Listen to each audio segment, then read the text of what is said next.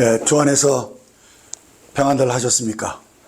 오늘은 계시록 21장 9절로 27절까지 말씀을 살펴보면서 새 예루살렘을 몇 차례에 걸쳐서 상세하게 살펴보려고 합니다.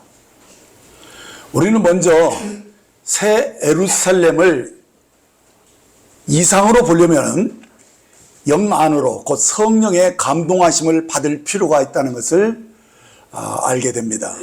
계시록 21장 9절 10절을 보시면 7대접을 가지고 마지막 7장을 담은 7천사 중 하나가 나와서 내게 말하되 이리 오라, 내가 신부 곧 어린 양의 아내를 내게 보이리라 하고 성령으로 나를 데리고 크고 높은 산으로 올라가 하나님께로부터 하늘에서 내려오는 거룩한 성 예루살렘을 보이니라고 하신 이 말씀을 자세히 보면 이 새 예루살렘의 이상을 보기 위해서는 우리가 반드시 영 안으로 들어가야 하며 또 크고 높은 산으로 올라가야 함을 보게 됩니다. 계시록 1장 10절에서 13절까지를 보면 주의 날에 내가 성령에 감동되어 내 뒤에 나는 나팔 소리 같은 큰 음성을 들으니 이르 내가 본 것을 두루마리에 써서 에베소, 서머나, 버가모, 두아디라, 사다, 빌라델피아, 라오디아 등 7교회에 보내라 하시기로 몸을 돌이켜 나에게 말하는 음성을 알아보려고 돌이킬 때 7 금촛대를 보았는데 촛대 사이에 인자 같은 이가 발에 끌리는 옷을 입고 가슴에 금띠를 띠고 라고, 여기서 역시 요한은 성령의 감동을 받아서 그가 영 안에 들어갔었기 때문에 천상의 나팔 소리를 들었고 7교회 이상을 보았으며 또 금촛대 사이에 인자가 주님의 모습으로 나타난 것을 볼 수 있었다는 것입니다. 그렇습니다. 계시록의 이상을 우리가 보려면 우리는 반드시 성령의 감동하심을 받은 요한처럼 영 안으로 들어가야 합니다. 많은 이들이 계시록을 읽고 또 연구하지만은 영 안에 있지 않음으로 인해 아무것도 보지 못하고 단지 지식으로 아는 것에 그치는 것을 보게 됩니다.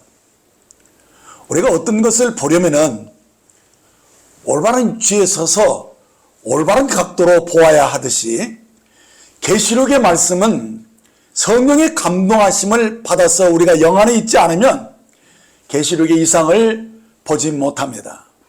많은 이들이 계시록을 연구하면서도 영적으로 교회의 이상을 보지 못하고 있습니다. 그래서 신부의 영성으로 변화되어야 하는데 성도의 옳은 행실을 우리가 의롭게 살아가야 하는데 그렇게 되지 못하는 것을 봅니다. 그것은 내가 육신에 있지 않고 영에 있다는 이 사실들을 인식하지 못했기 때문인 것입니다. 자, 이게 무슨 말이냐면 로마서 8장 9절을 보시면 만일 너희 속에 하나님의 영이 거하시면 너희가 육신이 있지 않냐고 영에 있나니 누구든지 그리스도의 영이 없으면 그리스도의 사람이 아니라 하신 이 말씀 그대로 우리가 육신에 있지 않고 영에 있다는 사실을 인식하지 못하면 우리가 육신으로 우리가 생각으로 이 말씀을 알 수가 없습니다. 내 안에 하나님의 영이 오셨다는 사실을 인식하고 성령을 의지할 때에 우리가 이성으로 알지 못했던 것을 이제 영으로 알 수가 있게 되는 것이죠. 자, 이것이 우리가 영에 있다는 의미인 것입니다. 그리고 우리가 계시록을 우리가 이 이상으로 이렇게 계시가 주어지지 않으면 이 영 안에 있지 않은 상태에서는 이게 무슨 말인지 잘 파악이 되질 않고 이렇게 여기서 주님의 음성을 들을 수가 없다는 사실입니다. 왜냐하면 우리가 육신에 생각으로는 영의 계시를 받을 수가 없기 때문입니다. 그러나 자신이 육신에 있지 않고 영에 있다는 그 사실을 인식하고 있을 때 우리는 성령의 감동함을 받을 수가 있고, 우리는 거기서 주님의 모습을 발견하는 것입니다. 이성으로는 도저히 알 수 없는 이 계시를 영 안에 있을 때 우리가 거기에서 말씀하시는 영적인 이상을 볼 수 있고, 거기서 주님의 음성을, 메시지를 받을 수 있다는 것입니다. 계시록을 공부하면서도 많은 사람들이 이 육신의 생각에서 벗지 못하기 때문에 교회가 지금 세속화되어 있음을 파악하지 못합니다.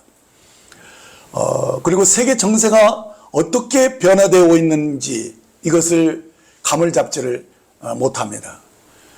이미 우리가 자다가 깰 때가 되었는데도 불구하고 사람들은 자기 삶이 너무 바쁘기 때문에, 마치 노아 시대에 이미 노아가 방주에 들어갔음에도 불구하고 사람들은 먹고 마시고 시집가고 장가가는 일로 정신이 팔려서 눈앞에 멸망이 닥친 것을 알지 못했다는 사실입니다.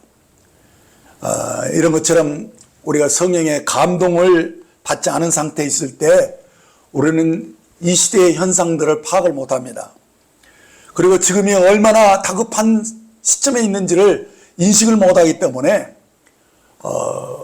결국 세상의 여러 가지 바쁜 일로 휩쓸려서 주님의 음성을 듣지 못하는 것이죠. 곧 이 타락한 교회가 음녀가 어떻게 멸망되어질 것인지 그것을 보지 못하는 거예요. 그리고 무너지는 이 바벨론에서 빨리 나와야 되는데 거기에 나오지를 못하고 있습니다. 그리고 또 거기에 있는 사람들에게 빨리 나오라고 권하지를 못합니다. 우리가 그래서 영 안에 있어야 한다는 것입니다. 영 안에 있지 않으면 말씀을 보아도 또 이 시대의 표정을 보아도 이런 것들을 통해서 주님의 음성을 들을 수가 없다는 것입니다. 그래서 우리에게 정말 필요한 것이 있다면 그것은 계시록의 어떤 지식이 아니라 성령 안에서 영으로 이 음성을 들을 수 있는 그래서 시대를 분별할 수 있는, 주의 날을 예배할 수 있는 그런 분명한 이상을 가지는 것이 필요하다는 것입니다. 자, 이제 10절을 다시 보시면, 성령으로 나를 데리고 크고 높은 산으로 올라가 하나님께로부터 하늘에서 내려오는 거룩한 성 예루살렘을 보이니 라는 이 말씀을 주위에서 보면, 이 요한이 새 예루살렘 성을 보았을 때 그가 영 안에 있었으며 동시에 또 크고 높은 산에 올라갔음을 보게 됩니다. 계시록 17장 3절에 보면 성령께서 요한에게 큰 음료를 보여주실 때 그를 어디로 데려갔느냐? 광야로 데려가셨습니다. 근데 지금 이 새 예루살렘을 보이기 위해서는 어떻게 했습니까? 크고 높은 산 위로 데려갔다는 사실입니다. 이처럼 요한이 교회의 이상을 보기 위해서 그가 pat모섬에 있어야 했던 것처럼 우리가 이제 새 예루살렘을 밝히 보기 위해서는 크고 높은 산으로 올라가야 합니다. 우리가 더 큰 계시로 더 높은 곳에서 이것을 조망할 수 있어야지만이 새 예루살렘이 무엇을 얘기하는 것인지, 그리고 그 높은 산에 올라가 있을 때만 새 예루살렘 성을 제대로 볼 수 있다는 말입니다. 왜냐하면 새 예루살렘은 하나님이 건축하신, 그러니까 하나님의 경륜 속에서 마지막 계시가 최종적으로 완성되는 그런 하나님의 영원한 처소를 우리에게 보여주고 있기 때문에 이것은 우리들이 이성을 넘어서 영으로 밝히 보지 않으면 더 높은 계시가 없이는 이 새 예루살렘이 무엇인지 그 실체를 볼 수 없다는 것입니다. 계시록 21장 2절을 보시면 또 내가 봄에 거룩한 성 새 예루살렘이 하나님께로부터 하늘에서 내려오니 그 준비한 것이 신부가 남편을 위하여 단장한 것 같더라라고 말씀하고 있습니다. 자, 이렇게 새 예루살렘은 역대로 하나님께서 구속함을 받은 이 모든 성도들로 이루어져 있는 살아있는 구성체입니다. 이들은 그리스도를 구주로 영접한 하나님의 베풀려서 달리 말하면 그리스도의 신부들인 것입니다. 그리고 그분의 처소가 되기 위해서 거룩한 성으로 지어졌다는 것입니다. 그래서 10절에서 하나님께로부터 하늘에서 내려오는 거룩한 성 예루살렘을 보이니라고 이렇게 말씀하신 걸 보면 지금 하늘로부터 거룩한 성이 내려오고 있다는 사실입니다. 사람들은 흔히 하나님이 계신 그 영화로운 하늘로 올라가기를 원하고 있죠. 근데 하나님은 도리어 하늘에서 땅으로 내려오시기를 기뻐하신다는 사실을 발견하게 됩니다. 왜 그런 것이냐? 그것은 하나님이 우리와 함께 계시고 싶어 하기 때문인 것입니다. 요한복음 14장 2절 3절을 보시면은 내 아버지 집에 거할 곳이 많도다. 그렇지 않으면 너희에게 이르렀으리라. 내가 너희를 위하여 거처를 예비하러 가노니 가서 너희를 위하여 거처를 예비하면 내가 다시 와서 너희를 내게로 영접하여 나 있는 곳에 너희도 있게 하리라 하신 이 말씀을 사람들은 주님이 이 세상을 떠나서 아버지께로 가셔서 거기 그 하늘에서 우리의 거처를 마련하신 후에 다시 오셔서 우리를 하늘로 데려가실 것이라는 약속으로 보고 있어요. 그러나 이 말씀을 더 깊이 요한복음 14장 말씀을 전체적으로 이렇게 살펴보게 되면 주님이 우리의 거처를 마련하신 후에 다시 오시겠다는 말씀은 주님이 이제 아버지께로 가신다는 것은 죽으심을 얘기하는 것이고 또 다시 오시기 위해서 어떻게 우리 안으로 우리에게로 다시 오시기 위해서 부활을 통해서 우리 안에 생명으로 오신 것을 말씀하고 있는 거예요. 그러니까 이 요한복음 14장의 말씀은 결국 다른 보혜사로 우리에게 오시는 것을 우리에게 계시해 준 말씀이라는 사실이에요. 그래서 주님이 우리를 성전 삼아서 우리 안에 오시겠다는 이 말씀을 우리에게 일깨워 주시는 것이죠. 어떻게 다른 보혜사로 오신다는 겁니다. 그래서 요한복음 14장 16절로 20절을 보시면 내 아버지께 구하겠으니 그가 다른 보혜사를 너희에게 주사 영원토록 너희와 함께 하리니 그는 진리의 영이라 세상은 능히 그를 받지 못하나니 이는 그를 보지도 못하고 알지도 못함이라. 그러나 너희는 그를 아나니 그는 너희와 함께 거하시며 또 너희 속에 계시겠음이라. 내가 너희를 고아와 같이 버려두지 아니하고 너희에게로 오리라. 조금 있으면 세상은 다시 나를 보지 못할 것이로되 너희는 나를 보리니 이는 내가 살아있고 너희도 살아있겠음이라. 그날에는 내가 아버지 안에 너희가 내 안에 내가 너희 안에 있는 것을 너희가 알리라 라고 말씀하신 것입니다. 그러니까 주님이 우리를 고아처럼 버려두지 않고 다시 오시겠다는 것은 주님이 죽음을 통과하시고 부활하심으로써 이제 진리의 영으로 우리 안에 오셔서 우리의 생명이 되어주시고 그날 이후로부터 내가 아버지 안에 있었던 것처럼 이제 너희 안에 있을 것을 말씀하신 것입니다. 그리고 너희는 이제 내가 너희 안에 살아있는 것을 이제 경험적으로도 알게 될 것이다. 그래서 내가 너희 안에 너희가 내 안에 있다라는 이 사실을 말씀하시면서 이미 우리가 주님과 한 영으로 연합된 사실을 우리에게 말씀해 주고 있다는 것입니다. 자, 그러므로 하나님이 창세전부터 그토록 바라셨던 하나님의 경륜은 무엇이냐? 그것은 하나님이 우리를 성전 삼으셔서 우리와 함께 사시겠다는 이 놀라운 사실을 계시한 것입니다. 그래서 하나님은 우리를 하늘로 데려가시려고 하기보다는 하나님이 우리 안에 거처를 정하시기 위해서 우리를 하나님의 장막 삼아서 우리 안에 오시는 것을 바라시고, 그래서 하늘로부터 이 땅에 내려오고 싶어 하셨다는 사실을 이 계시록에서도 보여주고 있는 것입니다. 그러니까 여러분들이 만일 하나님 아버지라고 생각해 보세요. 여러분들은 천사들 곧 그 종들과 함께 하늘에서 머물러 살기를 원하실까요? 아니면 사랑하는 그 자녀들이 아직 미숙하고 또 땅에 있지만은 그래도 자녀들과 함께 있으므로 그들을 온전케 되고 성숙시켜서 마침내 영광에 같이 들어가기를 원하시겠습니까? 우리가 이 사실을 생각해 볼 때 하나님의 마음을 우리들이 이해할 수 있어야 됩니다.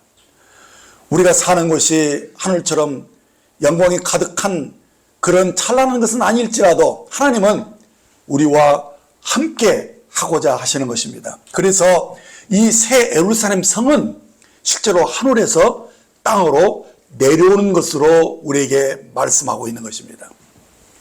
하지만 땅으로 내려왔다고 해서 새 예루살렘이 그저 별 볼 일 없고 초라하고 볼품이 없는 것이냐? 그것은 아닙니다. 나중에 더 자세히 살펴보겠지만 새 예루살렘 성은 그 길바닥조차도 순금으로 깔려 있는 것이고 그 성의 빛이 지극히 귀한 보석 같고 벽옥과 순같이 막더라라고 한 것을 보게 됩니다. 이 얼마나 찬란한 곳입니까? 하나님이 땅에 내려오셨다는 것은 신부인 우리를 향해서 그 사랑의 진정성을 드러내 주신 것입니다. 곧 신부인 우리와 함께 하시고자 하신 주님의 그 진정한 마음을 우리에게 표현한 것입니다.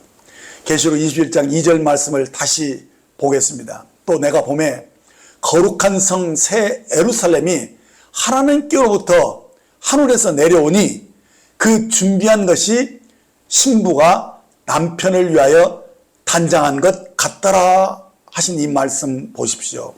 이 새 예루살렘을 거룩한 성이라고 말씀하고 있죠. 무슨 의미인가? 하나님만을 위해서 완전히 성별되어진 의미로 말씀한 것입니다. 그러니까 신성한 용도로 쓰기 위해서 이 새 예루살렘을 특별하게 구별하셨다는 말씀이죠. 그래서 이 새 예루살렘 성은 거룩하신 하나님과 짝할 수 있는 그런 일절 다른 것이 섞이지 않은 순전한 하나님의 신부로 준비되었음을 우리에게 말씀해 줍니다. 그래서 그 준비한 것이 신부가 남편을 위하여 단정한 것 같다라고 부연해 주고 있는 것입니다. 그래서 9절에서 천사 중 하나가 이리 오라, 내가 신부 곧 어린 양의 아내를 내게 보이리라 한 것입니다. 그러니까 이 새 예루살렘 성이 무엇입니까? 곧 신부 그 어린 양의 아내인 것을 우리에게 보여준 것이죠. 그래서 이 신부는 결혼식 때 주로 하는 말이죠. 그렇지만 아내는 일생을 두고 하는 말입니다.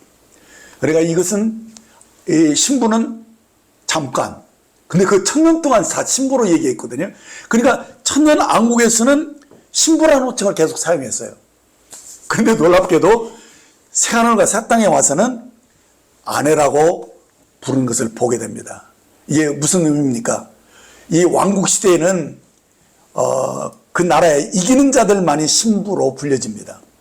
그렇지만 새하늘과 새 땅에서는 구속받은 모든 이가 이제 아내로 인정되었음을 우리에게 보여줍니다. 이렇게 새 예루살렘은 신부와 아내로 구속받은 하나님의 자녀들로 이루어진 사랑의 공동체인 것입니다. 계시록 21장 3절을 보면 내가 들으니 보좌에서 큰 음성이 나서 이르되 보라, 하나님의 장막이 사람들과 함께 있음에 하나님이 그들과 함께 계시리니 그들은 하나님의 백성이 되고 하나님의 친히 그들과 함께 계셔서라고 말씀합니다. 자, 이렇게 성경에는 구약과 신약 모두에서 하나님은 그분의 백성들을 아내다 혹은 하나님의 집 거처다 이렇게 말씀하시고 이스라엘을 향해서 주님이 그 아내로 이렇게 부르시고 또 신약에 와서는 교회는 그리스도의 몸이요 또 그리스도의 신부인 것을 우리에게 계속 말씀해 주고 있죠. 그런데 여기서는 지금 이 새 예루살렘을 어떤 것으로 말하냐, 하나님의 처소로 하나님의 장막으로 지금 말씀하고 있어요. 그 의미는 무엇이냐면 바로 부부가 집에 이렇게 함께 거하는 모습을 생각해 보십시오. 그게 뭐냐, 그 사랑 안에서 지금 안식하고 있는, 그리고 진정한 만족이 그 하나님의 장막에 있음을 우리에게 연상하게 해주는 것입니다. 그래서 이 새 예루살렘은 하나님의 영원한 이 사랑에 대한 최종적인 그런 완성된 모습, 최종적인 안식과 만족이 표현된 하나님의 장막을 우리에게 보여준 것입니다. 자, 그래서 하나님의 장막이라는 이 용어는 어디서부터 시작됐냐면 말씀이 육신이 되어 우리 가운데 오시니 할 때 그때 장막을 치니 이렇게 나온 말씀이 나오는 것입니다. 그러니까 그리스도가 지금 우리와 함께 하심으로써 어떻게 되느냐, 하나님의 장막을 치신 것을 우리에게 말씀해 주신 거예요. 그러니까 하나님의 거처이신 그리스도가 이제 어떻게 되느냐, 이제 하나님의 경륜이 이제 완성된 그 사실 앞에서 하나님의 장막이 완전하게 이제 새 예루살렘으로 이제 우리에게 임하여서 우리에게 진정한 만족과 안식을 주시는 그런 영원한 하나님의 장막이 되었음을 선포해 주는 것입니다. 그렇습니다. 하나님이 이렇게 그리스도로 우리 가운데 오신 하나님의 장막이 되어 주심으로써 새 예루살렘은 하나님과 우리가 안식 가운데 거하는 서로의 상호 거처가 되었다는 사실입니다. 진정한 연합을 우리에게 보여주고 있는 것이죠. 예, 이 사람의 거처는, 그러니까 사람이 우리가 사는 것을 보면 그 사람이 어떠한 것을 우리가 짐작하게 되죠. 왜냐면 우리가 사는 그 거처, 혹은 이 집에 가면 어때요? 가장 편안하죠. 거기는 꾸밈이 없어요. 격식이 없어요. 편안한 안식이 주어지는 것을 이 장막이다 혹은 거처다 이렇게 말했는데, 우리가 이 새 예루살렘이 어떠한 것인가를 이렇게 살펴보게 되면 바로 하나님이 어떠하심과 또 그의 아내 된 우리들이 어떻게 사는 것인가, 이것들을 우리들이 알게 된다는 거예요. 자, 우리가 예를 들어서 우리가 만일 어떤 집에 이렇게 방문했어요. 그럴 때 우리들이 이렇게 보는 풍기는 분위기를 금방 알죠. 그래서 이 집의 그 삶의 스타일과 또 스케일이 이렇게 짐작이 되고, 뭐 속된 말로 여기 몇 평짜리는 되겠구나 뭐 이런 식으로 우리가 보는 것처럼, 그러면서 그 집안이 굉장히 깨끗하게 정리가 정돈이 되어 있으면 이분의 성품은 참 아담하구나. 근데 막 집이 막 어수선하게 막 너덜려 있고 막 친구도 막 정리가 안 되고 막 주방에 보니까 막 아직도 이렇게 막 설거지가 안 돼 있는 거 막 이런 것들이 좀 보이면은 좀 그렇죠. 그런데 우리가 왜 새 예루살렘이 어떤 것인지를 우리가 살펴보고 보아야 되냐면, 바로 하나님이 거하시고 그 신부와 함께 회로하는 그것을 우리들이 보면서 우리들의 장래사가, 또 우리들이 영원히 사는 곳이 어떠한 것이며 하나님이 그 새 예루살렘이 어떤 것인지를 우리가 알게 되는 것이죠. 그래서 신령한 눈으로 우리는 그것을 살펴보고, 그것이 우리에게 무엇을 우리에게 말씀하고 무엇을 우리로 하여금 준비케 하고 있는 것인가, 어떠한 사람이 되어야 할 것인가, 이것을 우리들에게 말씀하고 있다는 거예요. 그래서 우리들이 이 시간에 새 예루살렘 성을 우리들이 살펴보는 거예요. 자, 그런데 제가 이미 앞에서 새 예루살렘은 우리의 이성으로, 우리 생각으로 상상으로 이렇게 볼 수 있는 것이 아니다. 오직 우리가 성령 안에서 곧 영으로 우리가 이 말씀을 깨닫지 못하면 여기서 우리들이 아무런 메시지를 발견할 수 없다는 것입니다. 자, 왜냐하면 새 예루살렘은 물질적인 성처럼 우리에게 표현되고 있지만 사실은 물질적인 그런 성이 아니라는 거예요. 이미 우리들이 살펴본 바대로 구속받은 하나님의 자녀들로 이루어진 신령한 구성체지요.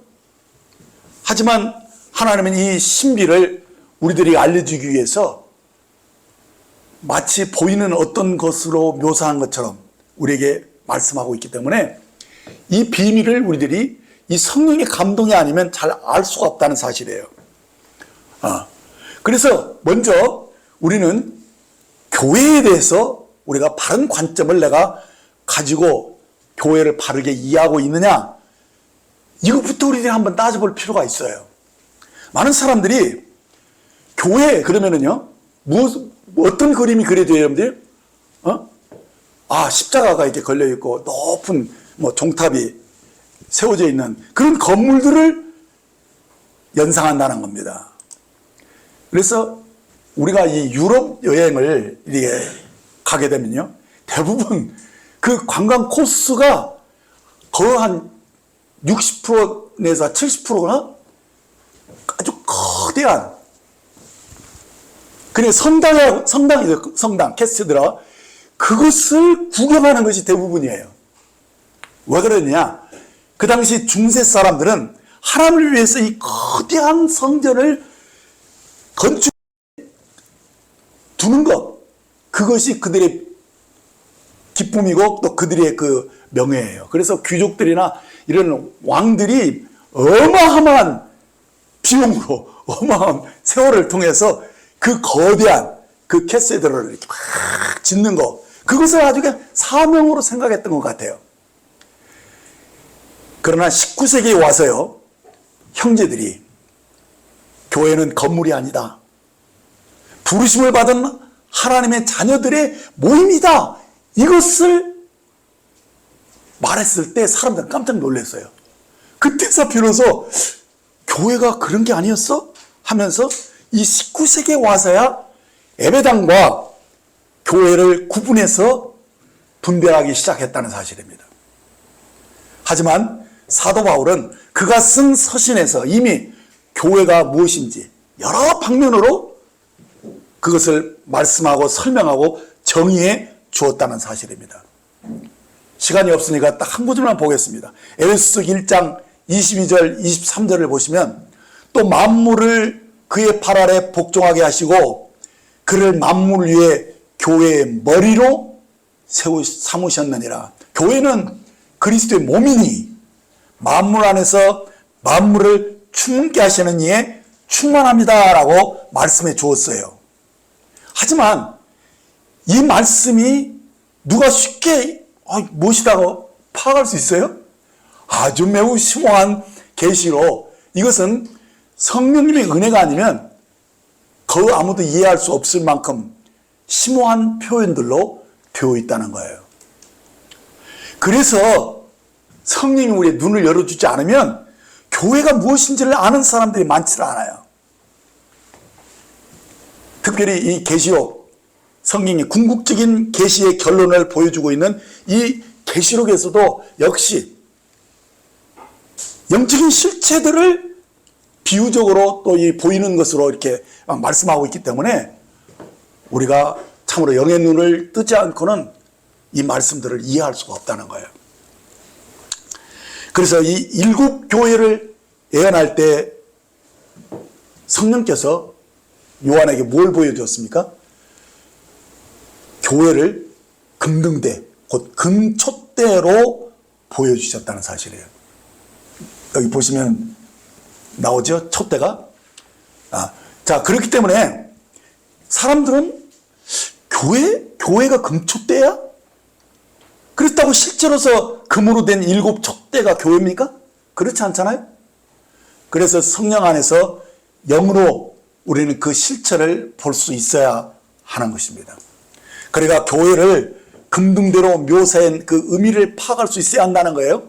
교회가 왜 금등대냐? 어두운 세상에 신성하고 순수한 빛을 비춰주는 그 일을 감당하는 곳이라는 것을 우리에게 이해시켜주고 있다는 것입니다. 그러므로 우리가 새 예루살렘 성을 이해하는 것은 이 영안에서 성령의 감동하심을 받아야만 비로소 영의 이상을 파악할 수 있다는 것입니다. 그러니까 이 천연적인 관념으로 새 예루살렘을 이해할 수 없다는 것이죠. 어떤 분들은 새 예루살렘 성이 실제로 정사각형으로 이루어진 물질적인 성이라고 보는 이들이 많습니다. 그것은 그렇게 이 계시록에 기록이 되어 있기 때문에 그렇죠. 그렇지만 이 새 예루살렘 성은, 하나님의 이 거처인 이 새 예루살렘 성은 아까도 그랬지만은 하나님 백성들로 구성된 신령한 구성체예요. 영원한 건축물로 우리에게 묘사되고 있어도 이것은 물질적인 건물이 아니라는 사실이에요. 오히려 그것은 살아있는 것입니다. 그거는 신성한 생명으로 이루어진 하나의 실체인 것입니다. 너무도 깊고 오묘한 비밀이기 때문에 인간의 언어로는 적절하게 묘사하기가 어려운 것입니다. 그러므로 하나님은 그분의 지혜로 우리에게 성령의 이상을, 그 그림을 이렇게 보여주시고 그 어떤 것을 상징적으로 또 말씀을 하시기 때문에 그것을 성령이 일일이 풀어주지 않으면 아무도 볼 수가 없는 거예요. 우리가 그래서 이런 영적인 원칙들을 염두에 두고 이제 우리가 이 새 예루살렘의 성에 대해서 이제 세세하게 이 말씀들을 살펴볼 필요가 있는 것이죠. 자, 새 예루살렘은 하나님 모든 구속을 받은 자들로 이루어지는 살아있는 영적인 구성체라고 여러 번 강조했습니다. 그래서 이것은 살아있는 건물이다. 건물이 어떻게 살아있을까? 그렇게 여러분들이 영적으로 이렇게 한번 그림을 그려보세요. 자, 이러한 이 개념은 계시록에서 처음 사용한 것은 아니에요. 구약 성경에서도 우리는 하나님의 백성이 하나님의 거처로, 그 집으로 준비되기 위한 그런 어떤 재료들을 말씀하기 시작하면서 그것이 마침내 건축되어지는 것으로 계시가 점점 발전하는 것을 보게 됩니다. 성경에는 하나님이 하신 이 두 가지 중요한 일들이 발견됩니다. 성경의 이 시작에는 창조 얘기가 나오고 그 끝에는 건축물이 나온다는 것입니다. 그러니까 창세기 2장에는 에덴 동산이 나오지만 계시록 21장에는 지금 우리가 지금 바라보고 있는 새 예루살렘 성이 나오는 것입니다. 자, 그런 의미에서 새 예루살렘 성은 자연적인 동산이 아니라 건축된 성이라는 사실입니다. 그래서 성경을 보면 에덴 동산의 그 중앙에 생명나무가 있고 선악 알게 하는 실과가 있는 그것을 우리에게 보여주고 또 그 근처 네 방향으로 큰 강이 흐르고 있고 거기에 금과 베들레헴이라고 하는데 이거 베들레헴은 진주 얘기예요. 진주와 그다음에 보석들 뭐 이런 뭐 호마노 뭐 이런 것들이 이렇게 있음을 여기서 이렇게 보여줍니다. 그런데 이 창세기 2장에 나와 있는 이 금과 진주와 보석이 구약 성경의 레위기나 이렇게 신명기 같은 거 보면은 대제사장이 입은 그 옷에 흉배를 이렇게 만들어서 사용하는데 그 흉배에 이 보석들의 12지파의 이름들이 이렇게 새겨져 있는 건데요. 또 놀랍게 계시록 21장에 보면은 이 새 예루살렘 성에도 보석돌로 이루어진 그곳에 그 성곽에 그 이름이 12지파와 12사도들의 이름이 또 기록되어 있는 것을 보게 되는 거예요. 그러니까 여기서 우리는 뭔가가 이렇게 연결되어 있구나. 영적으로 뭔가 우리에게 말씀하고 있다는 것을 감을 잡게 되는 거예요. 그래서 성경을요, 한두 번 읽어서는 안 되고 여러 번 읽다 보고 이게 무슨 말인가 하고 중에 기도하고 막 이렇게 하면 이런 것들이 쭉쭉 쭉 연결이 되는 거예요. 그렇게 해서 성령님이 우리에게 눈을 열어 주어야지만이 비로소 성경이 보이는 것이죠. 그래서 지금 에덴 동산에 있는 금과 은과 보석과 진주 뭐 이런 것들이요, 결국 제사장의 그 흉배에 있는 보석들과 계시록에 나와 있는 그 성의 그 보석들과 연결이 되어 있는 것을 여러분들이 발견할 수 있다는 거예요. 또 다른 예를 한번 들어보겠습니다. 창세기 28장에 보면 야곱이 형을 속여서 장자의 명분을 탈취를 했죠. 사실 그게 얼마나 끔찍한 일이에요. 그래서 그가 두려워서 급하게 광야로 피신을 합니다. 거기서 잠이 들었어요. 꿈을 꿨어요. 그 꿈이 어떤 꿈이었느냐, 땅 위로부터 사닥다리가 하늘에 딱 닿아있는 그런 꿈을 본 거예요. 아주 신령한 꿈을 꿨죠. 그래서 꿈이 꾸고 나서 그가 이렇게 두려웠겠죠. 그러면서 그 뭐라고 그랬냐, 그 꿈에 깬 장소를 그가 하나님의 집이다, 베델이다 이렇게 부른 기사를 보게 돼요. 그러면서 거기서 그가 베개했던 그 돌을 딱 기둥으로 이렇게 딱 세우고 그 위에다가 기름을 딱 부어가지고 그가 뭐라고 천명을 했느냐, 하나님의 집이다 이렇게 말하고 그가 장차 이런 하나님의 집을 지을 것을 그가 마음으로 결심을 한 것을 보게 됩니다. 자, 그런데 여기 지금 뭐가 나오느냐, 돌이 이렇게 애언의 한 중심으로 이렇게 나와 있죠. 기름 부어진 그 돌, 나중에 성전 하나님의 집을 상징하는 이 돌이 나왔는데, 이것이요 스가랴서에도 보면은 이 돌들에 대한 애언이 이렇게 조금씩 이렇게 연결되어 나옵니다. 스가랴서 3장 9절을 보면 만군의 여호와가 말하노라, 내가 너 여호수 앞에 세운 돌을 보라, 한 돌에 7눈이 있느니라.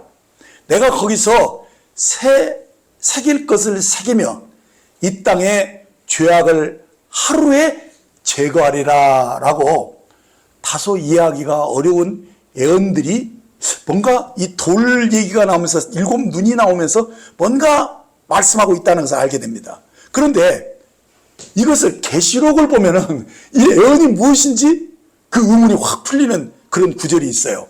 계시록 5장 6절을 보면 내가 또 보니 보좌와 내 생물과 장로들 사이에 한 어린 양이 서 있는데 일찍이 죽임을 당한 것 같더라. 그에게 7뿔과 7눈이 있으니 이 눈들은 온 땅에 보내심을 받은 하나님의 7영이라 라는 이 예언과 뭔가 연결되어 있는 것을 발견하게 됩니다. 그리고 이 돌은 하나님의 집과 연결된 예언들로 계속 나왔죠. 근데 이 연결들을 계속 살펴보면 이 한 돌이 7눈이 새겨졌다는 것을 보고 우리는 놀라게 되는 것이죠. 이 돌이 그리고 땅의 죄악을 하루에 제거하는 것과 연결돼서 말씀하고 있는 것을 보면 와, 이게 무슨 말인가 막 이렇게 여러분들이 흥분이 되고 감이 잡혀요.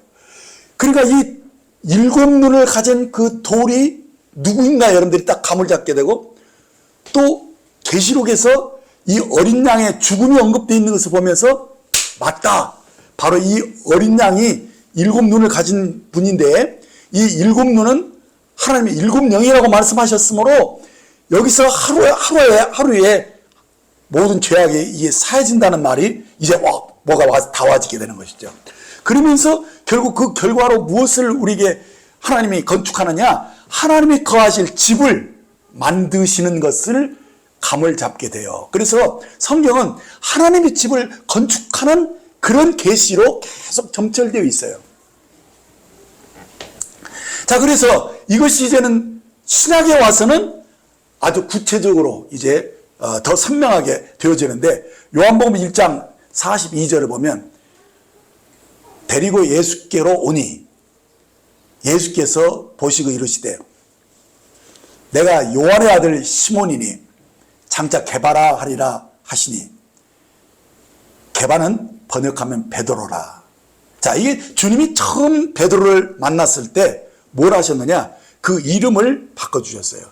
시몬에서 게바로, 이 게바는 또 다른 말로 하면 베드로, 똑같은 말인데, 이 게바가 무슨 가리키냐? 돌을 의미하고 있어요. 페트라, 이 헬라어로는 돌, 이것도 돌이고 또 때로는 반석이라고도 하는데, 자, 그런데 마태복음 16장 18절을 보면 이것과 딱 연관시켜서 알게 되는 것은, 또 내가 내게 이르노니 너는 베드로라. 내가 이 반석 위에 내 교회를 세우리니 음부의 권세가 이기지 못하더라 하는 이 말씀이 연결되면서, 특별히 베드로가 쓴 서신 중에 베드로전서 2장 4절 5절에 보면 이렇게 나와 있습니다. 사람에게서 버림바가 되었으니 하나님께는 택하심을 입은 보배로운 산돌이신 예수께 나아가 너희도 산돌같이 신령한 집으로 세워지고 라고 말씀한 것을 보게 됩니다. 자, 이 말씀들이 서로 이렇게 어떻습니까? 다 연결이 되면서 우리 계시를 점점점 밝게 해주고 있지 않습니까? 그러니까 지금 구약에서 나온 이런 개념들, 돌, 하나님의 집, 건축, 이런 것들이 이제 신약에 와서 명확하게 이것이 보이게 되는 것입니다. 그러면서 이제 이 하나님의 집이 어떻게 건축되는 것이 되어야 하는지 이런 구절도 연결이 돼요. 고린도서 3장 9절 10절을 보면 우리는 하나님의 동역자들이요 너희는 하나님의 밭이요 하나님의 집이니라.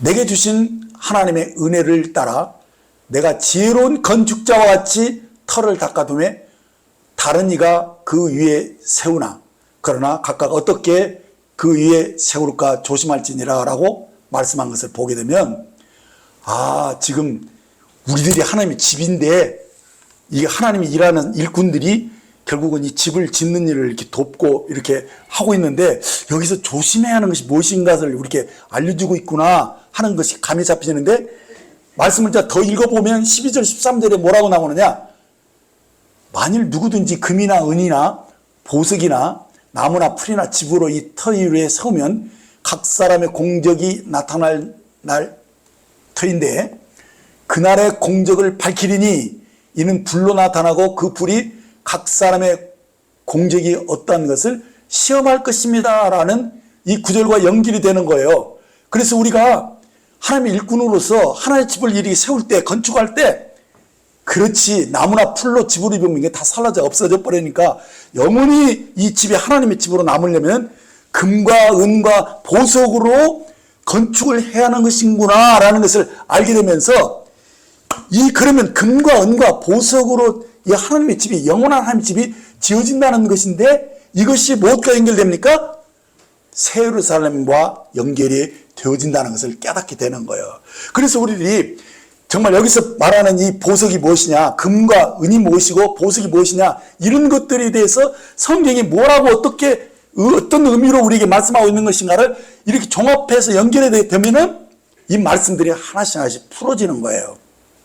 그래서 이 계시록에 나오는 새 예루살렘 성은 하나님의 구속함을 입은 거듭난 변화된 성도들이 이제 하나님의 영광을 드러내기 위해서 하나님의 집으로 건축되는 것을 우리에게 보여주고 있기 때문에, 여기서 금과 은과 이 보석으로 이렇게 다 이렇게 지어진 이 새 예루살렘 성이 완성이 되려면 지금 우리들이 어떻게 할 것인가에 대해서 나오게 되는 거예요. 맞아. 우리들이 금 같은 믿음으로 구속받은 이 은혜로, 은이 구속을 상징하거든요. 그리고 보석처럼 우리들이 겉사람이 부서져서 정말 이제 그 아름답고 영광스러운 그 빛을 발하는 그런 존재로 우리가 바뀌어져야지만이 결국은 영원한 하나님의 처소로 우리가 지어질 수 있는 것이구나. 이런 것들이 이렇게 연결되면서 깨달아지게 되는 것이죠. 그래서 이 깨달음이 우리에게 무엇을 주느냐? 우리의 사상이 되는 거예요. 우리의 생각의 조류를 타는 것이거든요.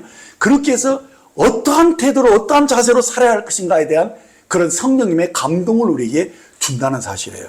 그렇기 때문에 이것은 사실은 구원받았다고 이런 것들을 다 금방방 하는 게 아니에요. 무수히 성경을 보고 또 말씀도 듣고 이렇게 하면서 이 말씀 저 말씀이 서로 연관되어서 이렇게 하면서 마치 꼭 집을 지어가듯이 이 재료 저 재료 갖다가 이렇게 붙이고 설계대로 이렇게 지어서 집이 하나하나씩 건축되어지는 것처럼 그렇게 되어져야지만이 비로소 알 수 있는 것들이에요. 그래서 계시록 21장 11절 12절을 보면 하나님의 영광이 있어 그 성의 빛이 지극히 귀한 보석 같고 벽옥과 수정같이 막더라. 크고 높은 성곽이 있고 12문이 있는데 문에 12천사가 있고 그 문들 위에 이름을 썼으니 이스라엘 자손 12지파의 이름들이라. 자, 요 구절들을 요 말씀 하나로만 가지고는 도저히 무슨 말인지 알 수가 없잖아요. 그런데 지금까지 우리가 들어왔던 이런 말씀들이 쫙 이제 그것이 바탕이 되어가지고 하나의 우리들이 어떤 개념을 이렇게 형성하고 있는 사람들은 이 말씀의 의미를 그냥 알게 되는 거예요. 그렇다. 이 새 예루살렘의 모습은 귀한 보석돌로 이루어졌는데 그것이 바로 무엇이냐? 하나님의 영광을 드러내주는 것이구나. 그런데 그 성곽 위에 12문이 있는데 그 12문 위에 이스라엘 12지파의 이름이 있다는 것이 무엇인지 여러분들 아까도 연결된 말씀으로 보게 되죠. 그래서 이 문이 구약의 성도들로 의해서 이 12문이 이렇게 새 예루살렘 12문이 구성되어졌구나. 이렇게 하면서 이게 무슨 의미지? 하면서 이렇게 성령이 자꾸 물으면은요, 그 의미를 이렇게 깨닫게 해줘요. 그래서 이 문은 뭡니까? 새 예루살렘으로 들어갔다 나왔다 하는 수는 통로잖아요. 실제로 우리가 하나님의 복을 받고 이 성에 들어갈 수 있게 하는 그 문이 누구로 말미암는 것이냐? 바로 아브라함이 우리에게 축복의 통로가 되어주었다는 사실을 인식하게 되는 것입니다. 창세기 12장 2절 3절을 보면 내가 너로 큰 민족을 이루고 내게 복을 주어 내 이름을 창대케 하리니 너는 복이 될지라. 너를 축복하는 자에게는 내가 복을 내리고 너를 저주하는 자에게는 내가 저주하리니 땅의 모든 족속이 너로 말미암아 복을 얻을 것이니라 하신 이 말씀이 딱 생각이 나는 거예요. 맞아. 축복의 통로가 바로 아브라함부터 시작되기 때문에 바로 아브라함의 후손들을 통해서 이 예루살렘 성에, 새 예루살렘 성에 문이 우리가 구원받을 수 있는 통로가 거기서 이렇게 마련된 거야. 이런 것들이 딱딱 감이 잡히기 시작하는 것이죠.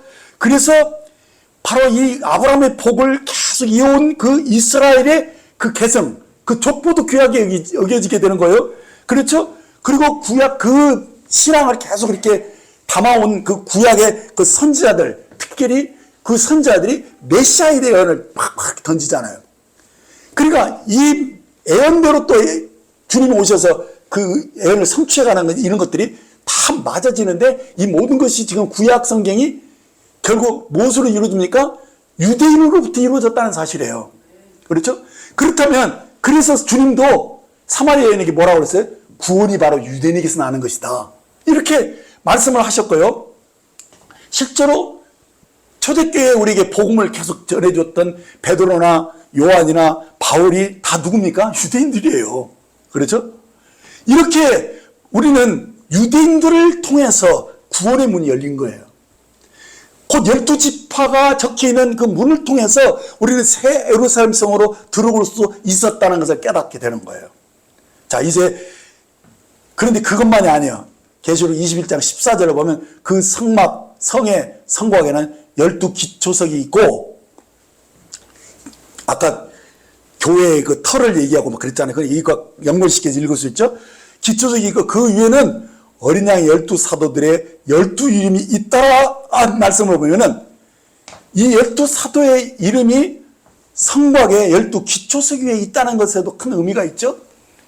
아, 그렇구나. 새 예루살렘 성이 결국은 구약의 성도들뿐만 아니라 이 사도들에 의해서 이 복음이 터가, 예수님이 우리 터가 돼가지고 결국은 이 예루살렘 성이 지어지는데 이것은 거대한 그런 하나님의 처소, 교회로, 그래서 이 신앙의 성도들이 여기에 다 동참해서 함께 지어지는 것인 거라, 이런 것을 여러분들이 딱 이제 조금씩 계시가 밝아지는 것이죠. 자, 이제 15절을 보십시오. 내게 말하는 자가 그 성과 그 문들과 성곽을 측량하려고 금갈대 자로 자를 가졌더라. 이 말씀 보면은 우리가 성경을 많이 본 사람이면 탁 어떤 생각이 드느냐? 이게 계시록 11장 1절에서는 이 갈대는 지팡이 같은 갈대라고 그랬는데 이게 뭔 연관이 있을까? 하면 생각해 보는 것입니다. 그런데 여기서는 지팡이 갈대라고 하지 않고 금갈대라고 했는데 왜 그랬을까? 이게 자꾸 이렇게 연구를 하는 거예요. 그러면서 이 금갈대로 측량한다는 것은 무엇을 의미하는 것인가? 그것이구나 하면서 이 금은 바로 하나님의 신성을 상징하는 것인데 이 신성이 이 예루살렘을 이 금잣대를 이렇게 측량하라는 이유는 무엇일까?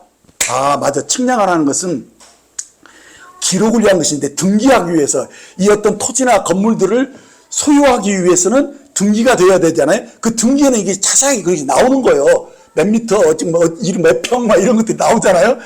그러기 위해서 그것을 일일이 측량한 것을 우리에게 연상시키면서 뭔가 영적인 그 감동을 받게 되는 거예요. 이것이 여러분들이 성경을 연구하는 지금 성령을 의지해서 말씀을 보는 것을 제가 구체적으로 시연을 하고 있는 것인데 실제로 이 계시록 11장 1절에서 또 내게 지팡이 같은 갈대를 주며 말하기를 일어나서 하나님의 성전과 제단과 그 안에서 경배하는 자들을 측량하되라고 하는 이 말씀 보면 이 갈대는 측량을 위한 것이지만은 여기서 말하는 이 지팡이는 하나님의 징계와 징벌을 위한 도구로도 사용됐다는 것을 알게 됩니다. 그런데 21장 15절에서는 금갈대라고 지팡이를 말하지 않고 금갈대로 우리가 말한 것은 바로 하나님의 신성, 그 본성을 그 잣대로 해서 새 예루살렘을 측량한다는 거예요. 그리고 이게 무슨 말이냐? 바로 하나님의 집으로 지어진 이 존재들, 이들이 정말 하나님의 본성으로 되어진 것인지, 하나님이 정말 그 소유가 될 만큼 정말 가치 있고 그 자격이 있는 그런 금 같은 그런 존재로 이렇게 변화된 사람들인지 이런 것들을 측량한다는 얘기하잖아요. 그렇죠? 그렇기 때문에 이 하나님의 신성한 본성에 부합되지 않는 것들은 새 예루살렘 성에 들어올 수가 없다는 것을 여러 번 얘기했잖아요. 그렇기 때문에 이것이 바로 뭐냐? 바로 지난주 말씀에서도 우리가 아직도 육체의 속을 쫓아 사는 사람이라면, 아직도 육체의 일이 우리에게 현재 나타나고 있다면 이 사람은 하나님 나라를 유업으로 받지 못할 것임을 경고했습니다. 이는 장차 새 예루살렘 성의 한 부분이 될 우리 각인들이 새 피조물로서 이제 그 본성이 하나님의 성품으로 완전히 바뀌어져 있는가를 우리들에게 한번 생각하게 되고, 특별히 새로운 본성으로 바뀌었다면 이제 성령을 쫓아 살아가는, 그래서 이제 이것이 더 온전하게 정금처럼 변화되는 그런 삶이 우리 속에서 계속되어야 할 것들을 강조했다는 것을 기억하실 겁니다. 그렇죠?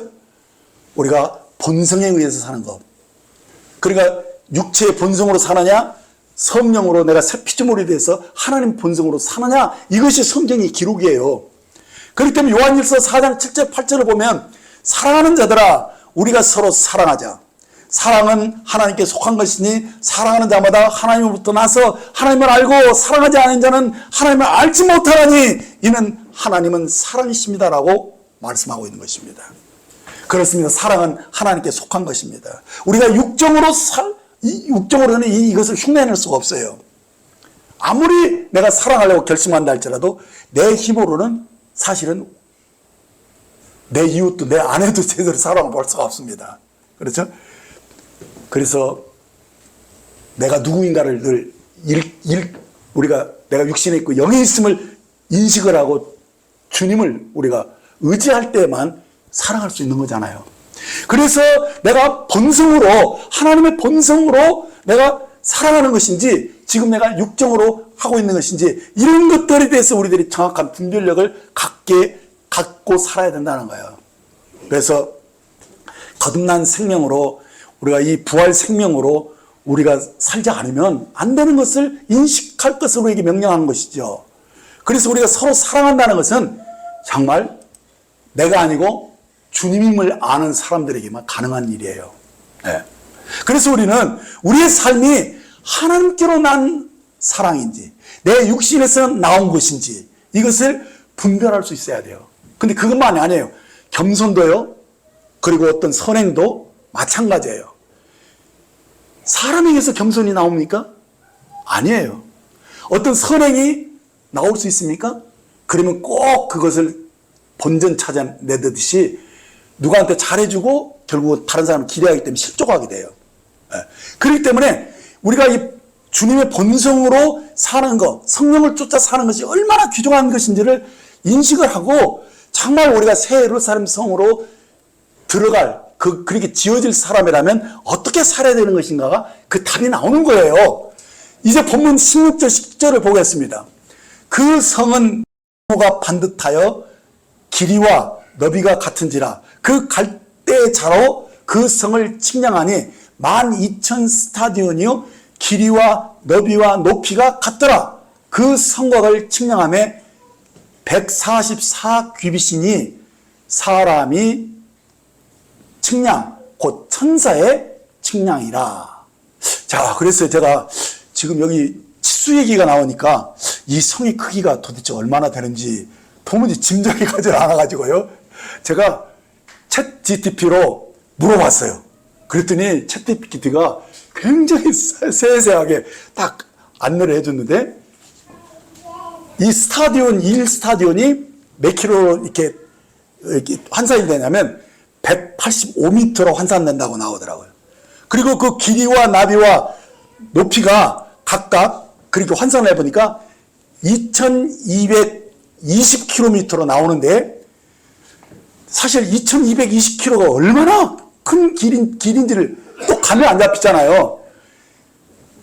그래서 그것이 실감이 나질 않아서 또 물어봤더니 딱 어떻게 되냐면은 그 실제 크기가 북아메리카 대륙의 크기와 비교한 것이 딱 또 뜨더라고요. 아, 챗GPT가 아주 똑똑하더라고요. 여기 보시면 제가 해놨죠? 그래서 그러면 넓이가 새 예루살렘의 넓이가 얼마쯤 됐는데 감이 잡혔는데 높이는 어떻게 될까? 그랬더니 거기서 높이도요 아주 자세하게 국제정거장 우주정거장이 높이가 지상에서 400km인데 2220km라면은 그 정거장의 높이의 5배보다 더 높지요. 이렇게 나와 있어요. 그러니까 와, 상상이 됩니까?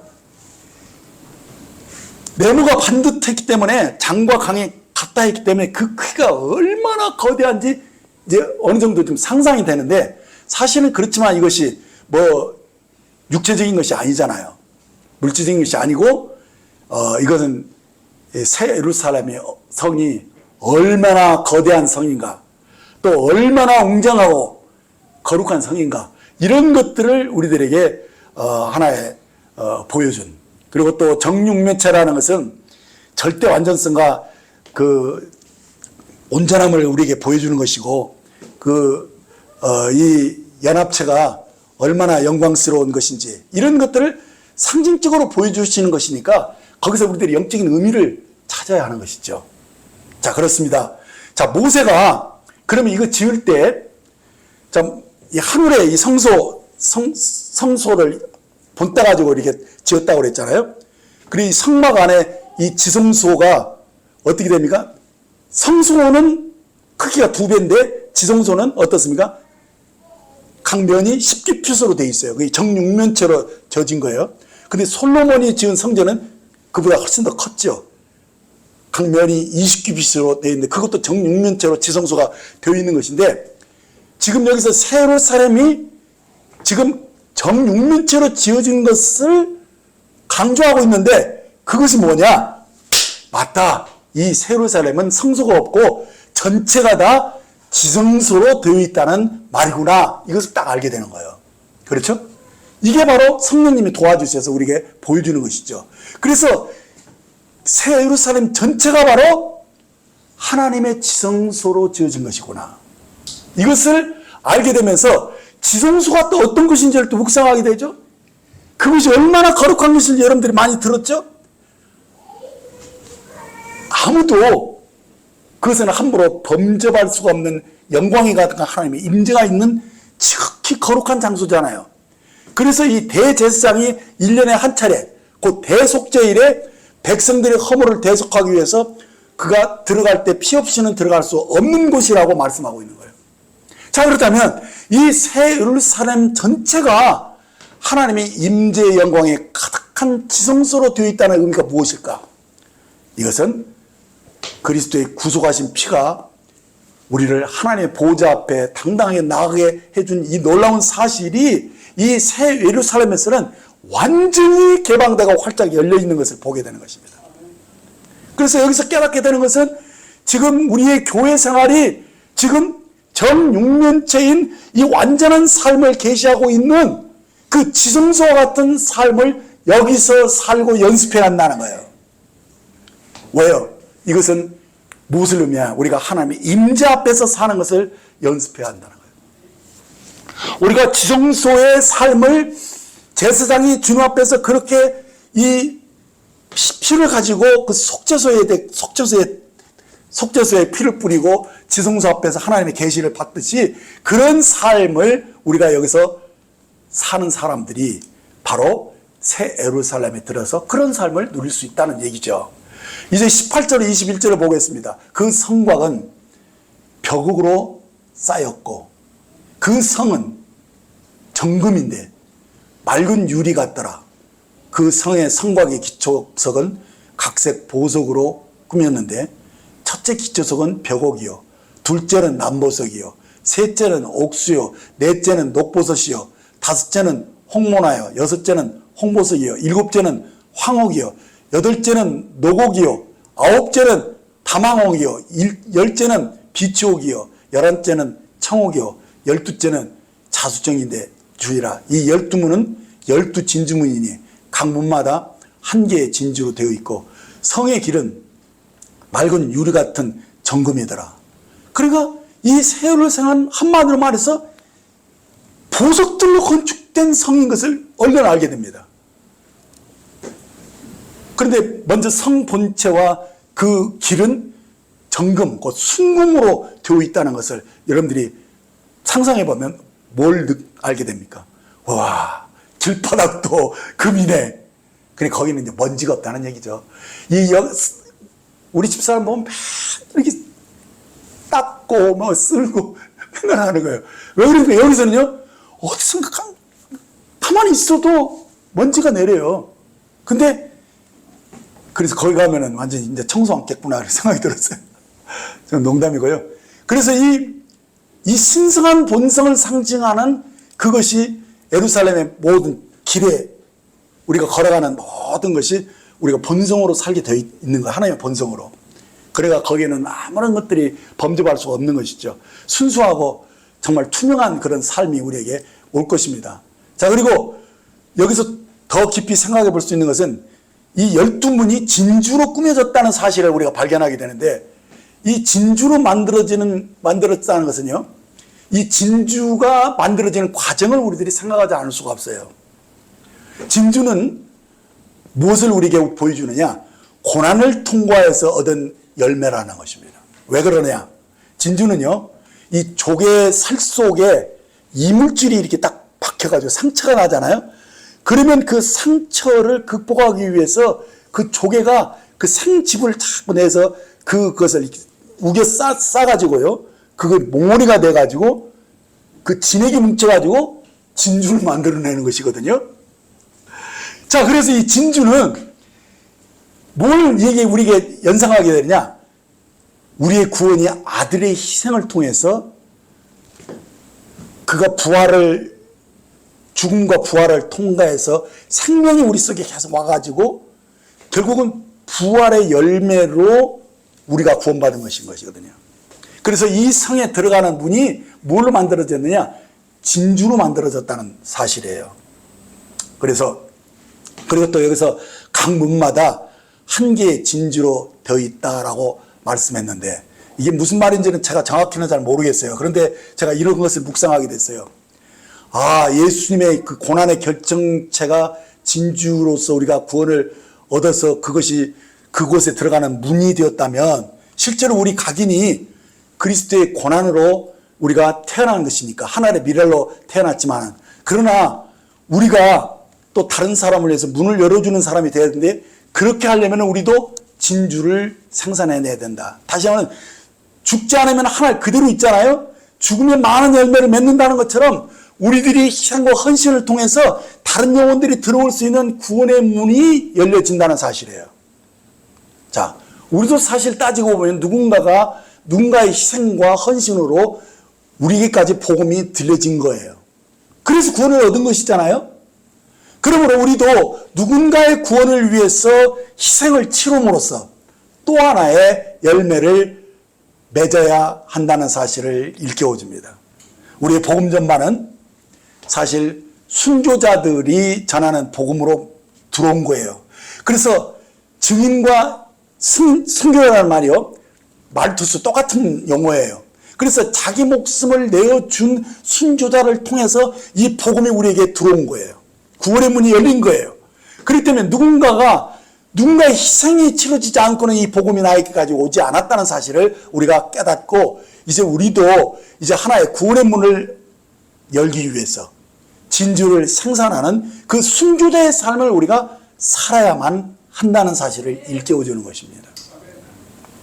자, 이제 또 하나의, 그래서 성곽과 기초석에 12보석들로 건축되었음을 우리에게 보여지는데, 이 12보석들은 여기 그 도표를 보면은요, 각 지파의 이름이 그 보석들의 이름에 이렇게 새겨져 있는데, 그 보석의 특징을 따라서 이렇게 딱 만들어진 것인데, 이 보석은 구속받은 성도들이 하나님의 영원한 처소로 건축되기 위해서 성도들이 보석으로 변화시켜져 가는, 특별히 여기는 성령님, 그렇죠?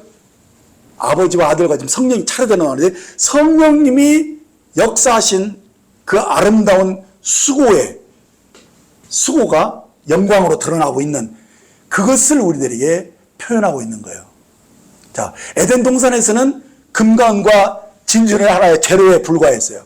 그런데 새 예루살렘 성에서는 이 고귀한 재료들이 하나님의 영원한 목적, 곧 하나님의 집으로 지어지기 위해서 이제 어떻게 됐느냐, 이 모든 고난의 과정을 거쳐서 영광의 영광으로 변화되어져 있는 그 모습으로 그 결정체로 나타난다는 거예요. 그래서 이 주님과 우리가 복음을 위해서 어떠한 자세로 우리들이 사느냐, 어떻게 고난을 감당하며 변화되어 가느냐, 이것이 이 보석으로 지어진 이 예루살렘 성과 연관이 있다는 거예요. 예. 그래서 여러분들은 마지막으로 말씀드리고 싶은 것은, 우리들이 정말 변화된 삶을 살고 있느냐, 이것이 계시록에서는 정말 중요한 관건으로 우리에게 도전하고 있다는 거예요. 여러분, 석탄과 다이아몬드가 똑같은 원소, 탄소라고 그러죠. 카본으로 형성되어 있지만은 석탄의 구조는요, 무질서하다고 그럽니다. 질서가 없어요. 그래서 상대적으로 어떠냐, 푸실푸실해요. 낮은 압력과 낮은 온도로 적당하게 뭉쳐져 있기 때문에 금방 부서지는 거예요. 그리고 그 결정도 검고 불투명해가지고 뭘로냐, 연료, 땔감으로나 사용한다는 거예요. 그런데요, 이 다이아몬드는 똑같은 카본인데 얼마나 우리가 귀중히 여깁니까? 신부들이 결혼 반지로 아주 소중히 여김을 받는 존재로 바뀌어진 것이잖아요. 자, 이것은 뭐냐? 같은 탄소라도 어떤 환경과 어떤 과정을 거치느냐에 따라서 전혀 다른 성질과 가치로 만들어진다는 것을 보여줍니다. 석탄이 다이아몬드가 되기 위해서는 상상할 수도 없는 압박, 압력과 고열을 견뎌야 한다고 합니다. 그런데 이 고난의 환경이 오히려 최고의 순수성과 강도를 만들어냈다는 것입니다. 우리의 삶도 마찬가지입니다. 어려움과 시련이 우리의 인격을 때로 망가뜨릴 수도 있다고 봅니다. 그러나 다이아몬드처럼 더 견고하고 아름답게 빛날 수 있다는 것입니다. 본질은 같지만 성장의 선택과 태도가 그 가치를 만들어냅니다. 그러므로 우리가 새 예루살렘의 영원한 하나님의 처소로 지어지려면 여기서 곧 주님이 은혜를 베푸실 때 이 우리가 당하는 압박, 또 이 핍박과 고난들이 여기서 우리는 타협하거나 뒤로 물러나서는 안 됩니다. 우리는 여기서 포기하면 안 됩니다. 인내를 이루라고 말했습니다. 그러면 더 강하고 더 아름답고 견고한 존귀한 존재로 변화될 것을 말씀한 것입니다. 이제 오늘 말씀 하나를 더 보고 오늘 여기서 결론을 맺겠습니다. 로마서 8장 18절입니다. 이것을 한 목소리로 우리가 읽을 필요가 있습니다. 시작. 생각하건대 현재의 고난은 장차 우리에게 나타날 영광과 비교할 수 없도다. 아멘. 기도하겠습니다. 하나님 아버지, 저희를 아들 예수의 핏값으로 구속해 주시고 오늘도 저희를 흠도 없고 점도 없는 하나님의 자녀들로 빚어가시는 성령님의 놀라운 이 은혜에 감사와 찬송을 올려드립니다. 저희가 새하늘과 새 땅의 의를 바라보게 하시고 우리가 지금도 새 예루살렘으로 건축되어 가고 있다는 사실을 기억하게 합니다. 저희가 처한 환경과 상황에서 감사하지 못하고 잠시라도 불평하거나 우울하게 살았던 것을 이 시간 돌이켜 회개합니다. 이제 아플 때, 슬플 때 울기보다는 기도함으로 하나님을 더 가까이 찾게 하시고 지각이 뛰어나신 하나님의 평강을 누리며 부활 생명으로 새롭게 되어져서 이제 이기는 자의 편에 설 수 있는 저들이 되기를 원합니다. 지금 여기서 변화되지 않으면 이런 상태로 주님을 뵙는 것을 원치 않사오니 우리가 이제는 자다가 깰 때가 되었음을 알게 하시고 이제 주의 형상으로 일어날 수 있기를 갈망합니다.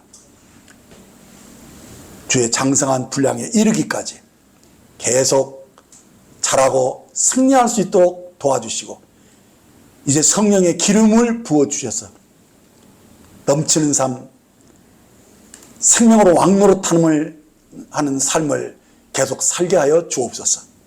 감사합니다. 오늘도 새 예루살렘의 이상을 조금이라도 볼 수 있도록 도와주신 은혜를 감사드리며 우리 주 예수님의 이름으로 기도했습니다. 아멘.